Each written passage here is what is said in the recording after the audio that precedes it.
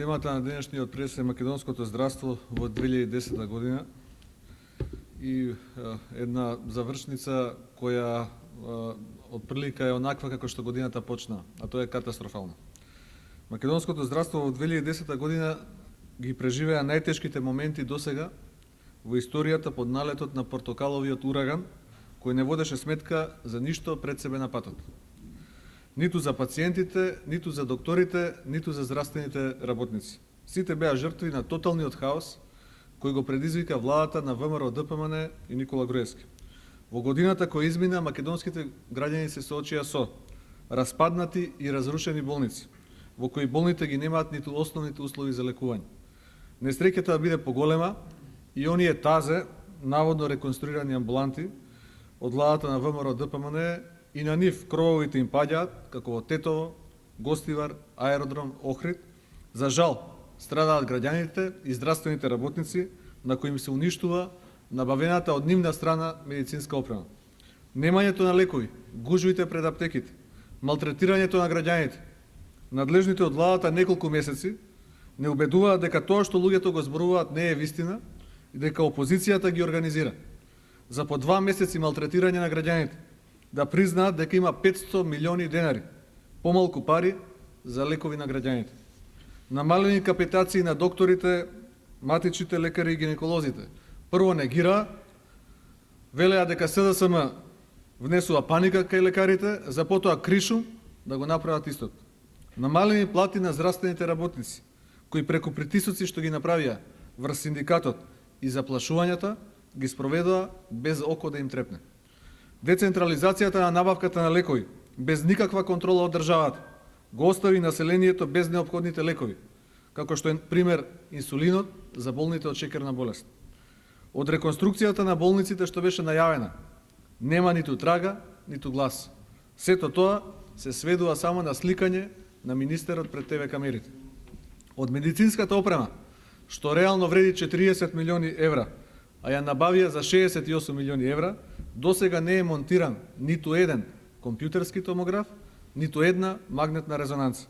Некои од апаратите стојат складирани по ходниците на болниците, бидејќи нема основни услови за нивно инсталирање. Долговите на јавните здравствени установи, според податоци на оваа влада, за 1,5 година се зголемени за фрапантни 576%, не според СДСМ, според податоци од владата на ВМРО ДПМН. Според холандскиот Траст фонд, ангажиран исто така од оваа влада, македонскиот здравствен систем има дефицит од 3 милиарди денари годишно. Помалку пари за неопходни здравствени услуги на граѓаните, а наместо тоа гледаме аздисано трошење на пари за забеганиот фараонски проект Скопје 2014.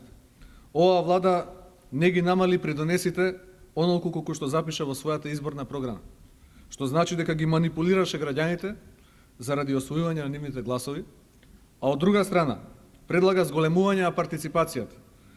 Преку изјави на најповиканите луѓе од Министерството за здравство, граѓаните директно од джеб да плаќаат повеќе. Оваа влада во годинава што измина повторно направи спојување на некои од клиниките на клиничкиот центар, иако пред само 2 години за реформа го прогласи растурањето на клиничкиот центар. Оваа влада на Груевски и ВМРО ДПМН во оваа година, која изминува, призна дека бројните управни одбори од болниците, кои самата ги создаде во квази реформскиот занес, ги голтаат парите на македонските даночни обврзници, па реши наместо да ги укине, да ги поднамали. Импровизација досега невидена во македонското здравство. Оваа влада, двојните директори кои самата ги воведе, реши во годинава што измина делумно да ги укине. Кој ќе ја понесе одговорноста за направените штети по буџетот на државата, за милионските суми во евра, за нивни плати, како и за менеджерските курсеви и ангажираните странски експерти?